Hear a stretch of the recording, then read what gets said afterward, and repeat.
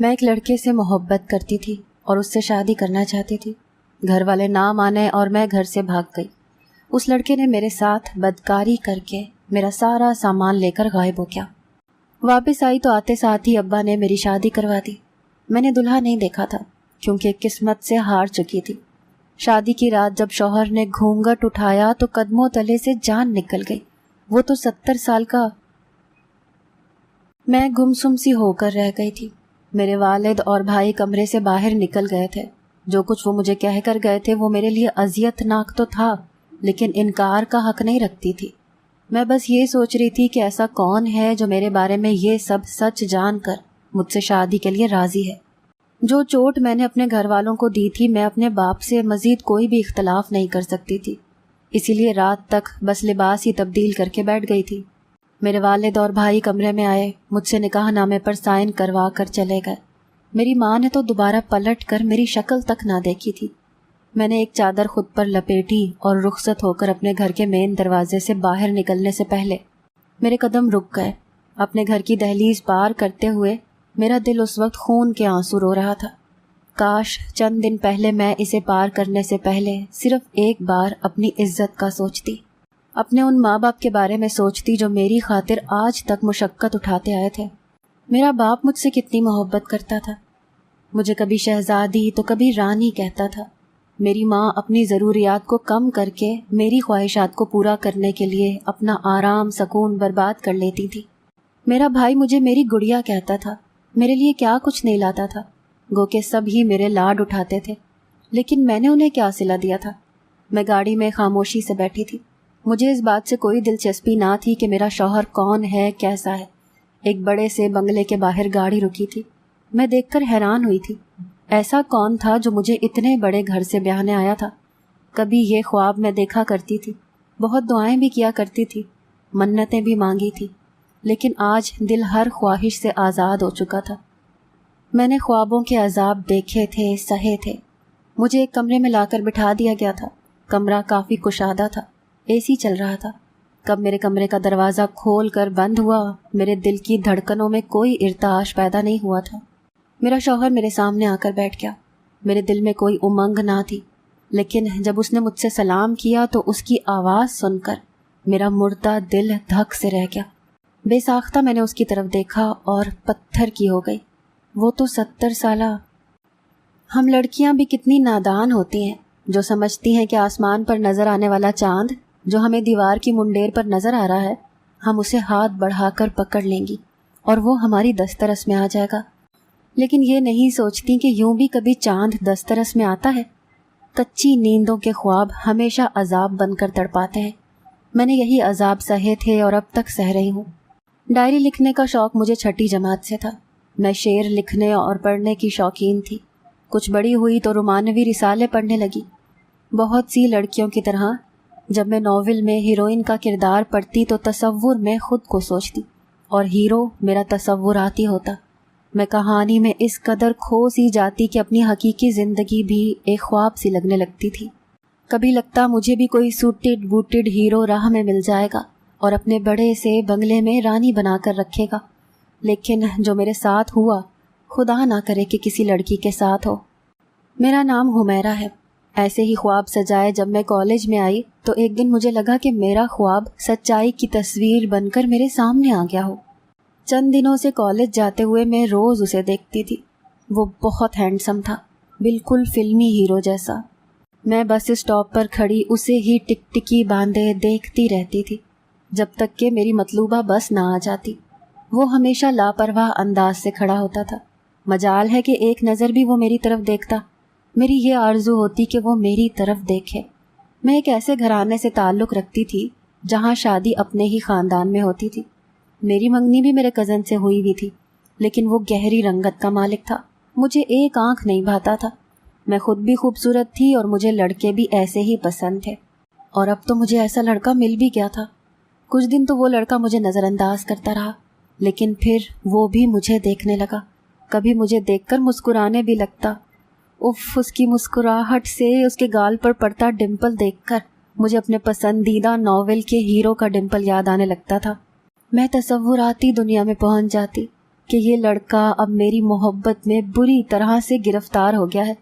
میری بھی بڑی خوبصورت سی لو اسٹوری بن جائے گی. شاید اس وقت میرے ستارے عروج پر تھے، کیونکہ وہ لڑکا اب روز مجھے دیکھ کر مسکرانے لگا تھا. ایک بار تو اس نے میرے پاس سے گزرتے ہوئے اپنا فون نمبر بھی مجھے بتا دیا تھا. ویسے تو میں اتنی ذہین نہ تھی، لیکن پھر بھی مجھے اس کا نمبر بڑی اچھی طرح سے یاد ہو گیا تھا. رات کو میں نے اپنے موبائل سے اسے فون کیا اور اپنا تعارف کروایا. وہ بھی مجھ سے باتیں کرنے لگا. ہماری دوستی بھی ہو گئی. اب تو ہم گھنٹوں فون پر باتیں کرتے رہتے ہیں. سب سے پہلے محبت کا اظہار اس لڑکے نے مجھ سے کیا تھا. اس وقت تو میں خود کو دنیا کی خوش نصیب ترین لڑکی سمجھ رہی تھی. اس لڑکے کا نام عمران تھا. عمران 1 ماہ تو مجھ سے فون پر باتیں کرتا رہا. اس کے بعد اس نے مجھ سے ملاقات کی ضد کر دی. جب عمران نے مجھ سے کہا کہ میں کالج کے بجائے کسی اور بس میں بیٹھ جاؤں تو وہ بھی اسی بس میں بیٹھ جائے گا. پھر ہم اگلے ہی اسٹاپ پر اتر جائیں گے. پھر وہ مجھے اپنے ساتھ لے جائے گا.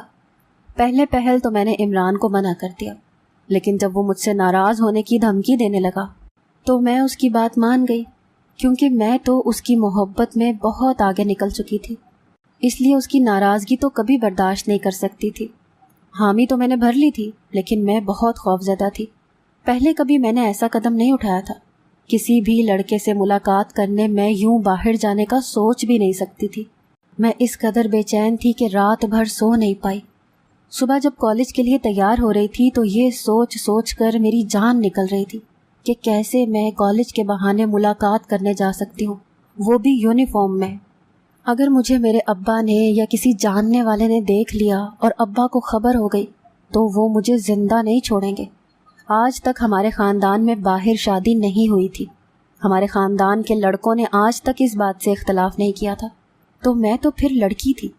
میں جب بس اسٹاپ پر پہنچی تو عمران پہلے سے وہیں موجود تھا.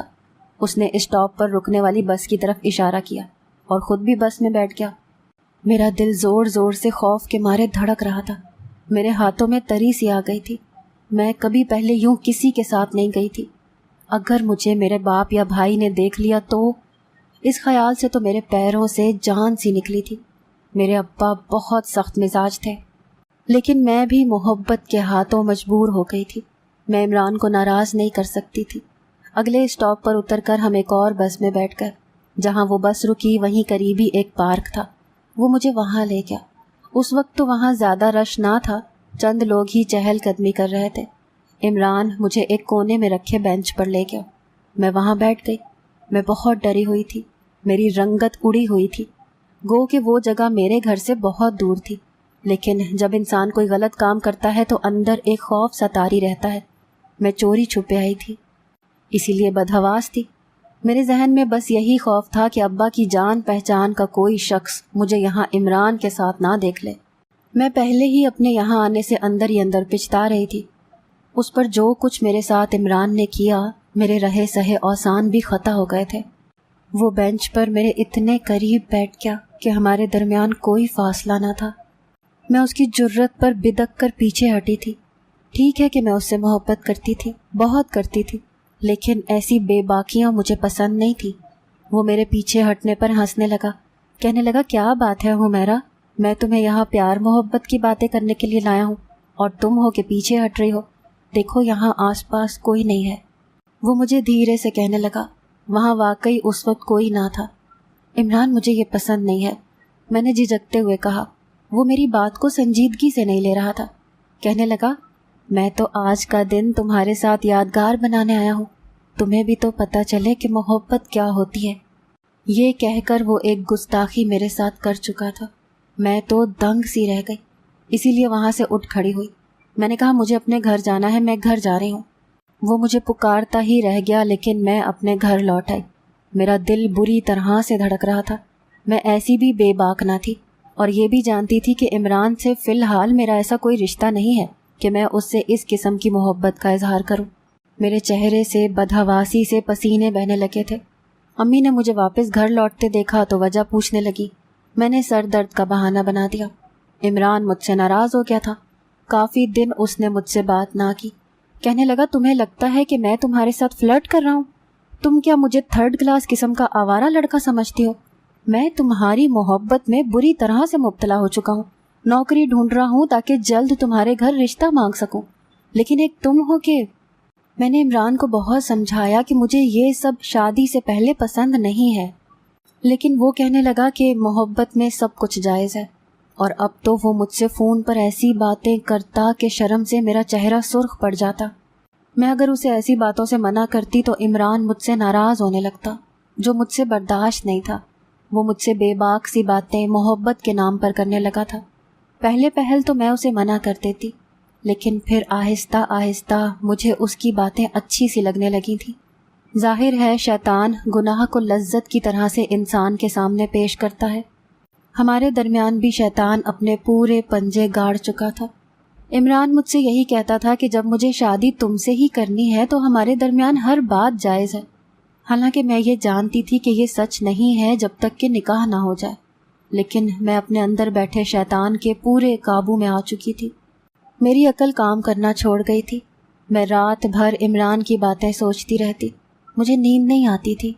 मुझे इमरान की ख्वाहिश होने लगी थी। मेरा ये हाल हो चुका था कि अब अगर इमरान मुझसे कुछ भी कहता तो मैं इनकार नहीं कर सकती थी। इमरान ने मुझे फिर मुलाकात के लिए कहा और ये कहा कि वो मुझे अपने दोस्त के घर ले जाएगा। वहाँ मुझे किसी बाप भाई का डर नहीं होगा। मैं मान गई थी, क्योंकि जिस किस्म की गैर इखलाकी बातें हमारे बीच होने लगी थीं, मुझे भी इमरान से मुलाकात की तलब होने लगी थी। लेकिन जिस दिन मैंने जाना था, अम्मी ने मुझे कॉलेज जाने से रोक दिया। कहने लगी, तुम्हारी चच्ची अब तुम्हारी शादी जल्दी करना चाह रही हैं, इसीलिए छोड़ो पढ़ाई और घर बैठो। इस बात ने तो मेरे होश उड़ा दिए थे। मैं तो अपनी मोहब्बत में भूल ही गई थी कि मैं किसी और की मंगेतर हूँ। अम्मी ने कहा कि आज तुम्हारी चच्ची दिल लेने आ रही है, इसीलिए कॉलेज की तैयारी मत करो। फिर ऐसा ही हुआ। मैं कॉलेज नहीं जा सकी और मेरी चच्ची ने 1 माह के अंदर शादी मांग ली थी। इसीलिए अम्मा ने मेरा कॉलेज छुड़वा दिया और मुझे घर बिठा लिया। लेकिन मैं तो इमरान के बिना किसी को नहीं अपना सकती थी। मैंने सारी बात इमरान को बता दी। वो कहने लगा, हम कोर्ट मैरिज कर लेते हैं, घर से भाग जाते हैं। चंद माह बाद हमारे घर वाले खुद ही मान जाएंगे। ये सुनकर पहले तो मैं घबरा गई, लेकिन फिर मैंने ऐसी बहुत सी कहानियाँ पढ़ रखी थी जिसमें लड़का लड़की भागकर शादी कर लेते हैं और कुछ अरसे के बाद उनके वालिदैन भी मान जाते हैं। मुझे राह फरार का यही रास्ता कुछ बेहतर लगा था, लेकिन मुझे डर भी लग रहा था। इमरान के कहने पर मैंने अम्मी का जेवर और कुछ कैश भी अपने छोटे से बैग में रख लिया और रात को घर से भाग गई। बस एक पल के लिए ही घर की दहलीज पार करते हुए मेरा दिल तड़पा था कि मैं ये क्या करने जा रही हूँ। सुबह मुझे घर पर ना पाकर मेरे घर वालों पर तो कयामत टूट पड़ेगी। मेरा दिल सूखे पत्ते की मानिंद लर्जा था। लेकिन फिर इमरान की धमकी याद आने लगी कि अगर मैंने उससे कोर्ट मैरिज करने से इनकार कर दिया तो वो मर जाएगा। मैं तो इमरान पर दिलो जान से फिदा थी, इसीलिए उसे मरते नहीं देख सकती थी। मैं मोहब्बत में अंधी हो चुकी थी। मैं समझती थी कि जो इमरान कह रहा है वही सच है, लेकिन जो सच था वो रूह को लर्जा देने वाला, तड़पा देने वाला था। मैं घर से निकल गई। मेरी आंखों पर इमरान ने अपनी बातों से मोहब्बत और हविस की पट्टी बांध दी थी। इमरान मुझे मुकर्ररा जगह पर मौजूद नजर आया था। इमरान ने सबसे पहले मेरे हाथ से बैग लिया, फिर पूछने लगा कि पैसे जेवरात तो है ना। मैंने कहा हाँ सब कुछ है।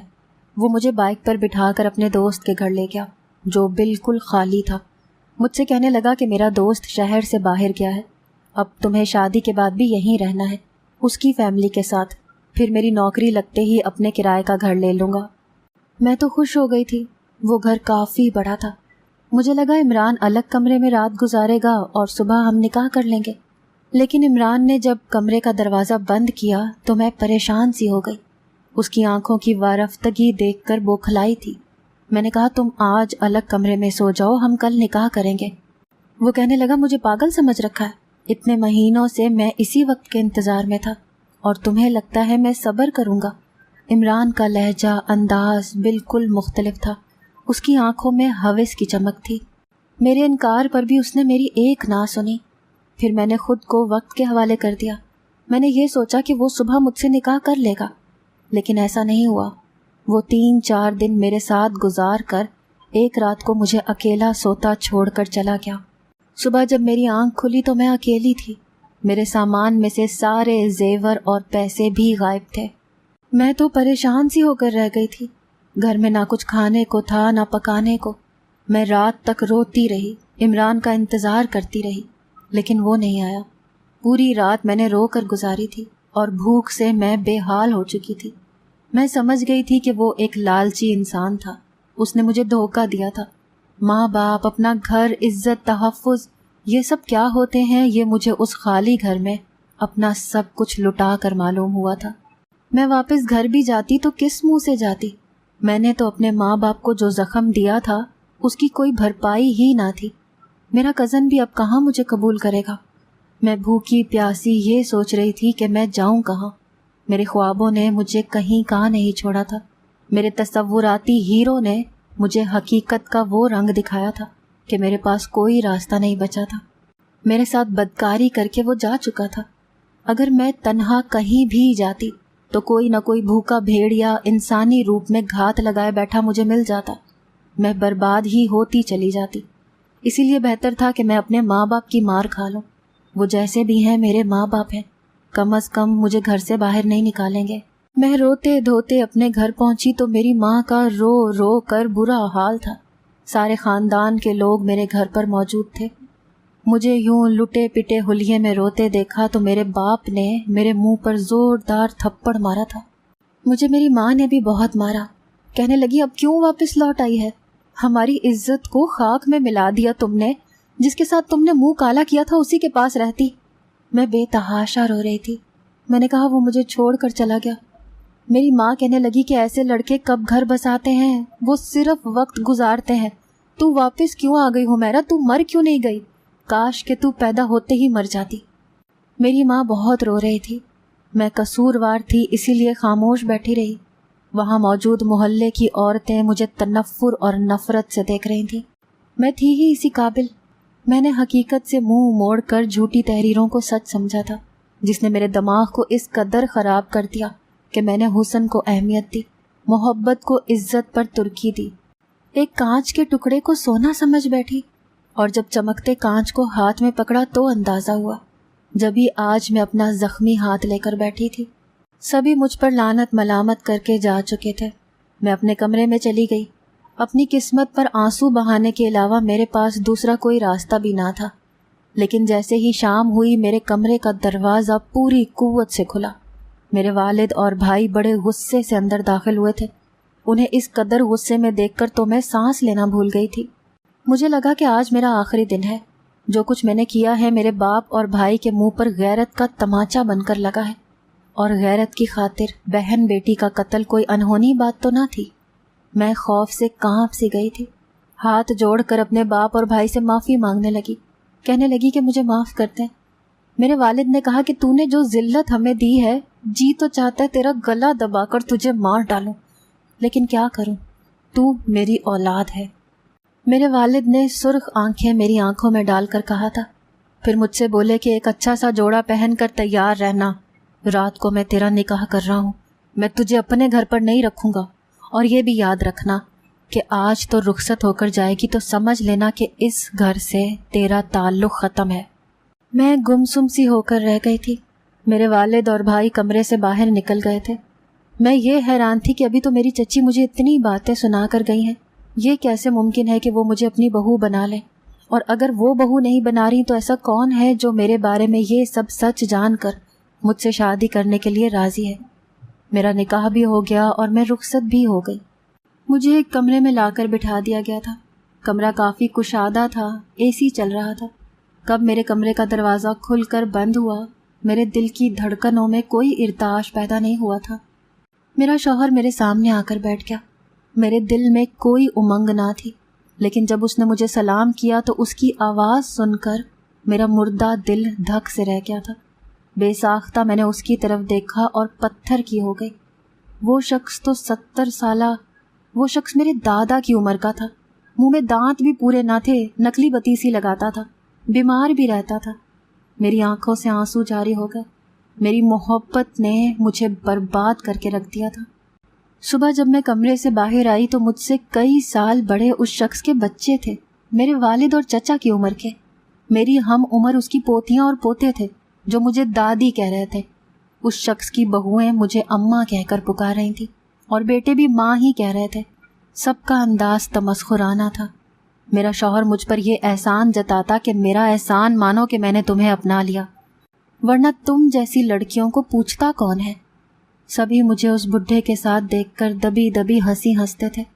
مجھے لگ رہا تھا کہ وہ سب تماشائی ہیں، مجھ پر ہنس رہے ہیں، میرا مذاق اڑا رہے ہیں، کہہ رہے ہیں کہ یہ لڑکی خوابوں کی باسی تھی، اسے بڑے گھر کی آرزو تھی، یہ حسین شوہر کی دل دادا تھی جس کی خاطر اس نے اپنی عزت کا سودا کر دیا تھا۔ حسین محبوب بھی ملا اور محل نما گھر بھی، مگر عزت باپ کی دہلیز پر ہی رہ گئی تھی۔ میری شادی کے 1 سال بعد ہی میرا شوہر مر چکا تھا۔ مجھے سفید چادر ایسی ڈالی گئی کہ اب تک میں اس بیوگی کی چادر پہنے ہوئے ہوں۔ میری ساری جوانی یوں ہی گزر گئی اور ابھی تک گھر سے بھاگی ہوئی لڑکی کے تانے سنتی ہوں۔ میرا دل خون کے آنسو روتا ہے، میرا جی چاہتا ہے کہ چیخ چیخ کر کہوں کہ خدا را کبھی اپنے باپ کے گھر کی دہلیز پار مت کرنا، اپنی عزت کو کبھی 4 دن کی محبت کی خاطر پامال نہ کرنا۔ جو شخص گھر سے بھاگ جانے کو محبت کا نام دے وہ محبوب نہیں، لٹیرا ہوتا ہے۔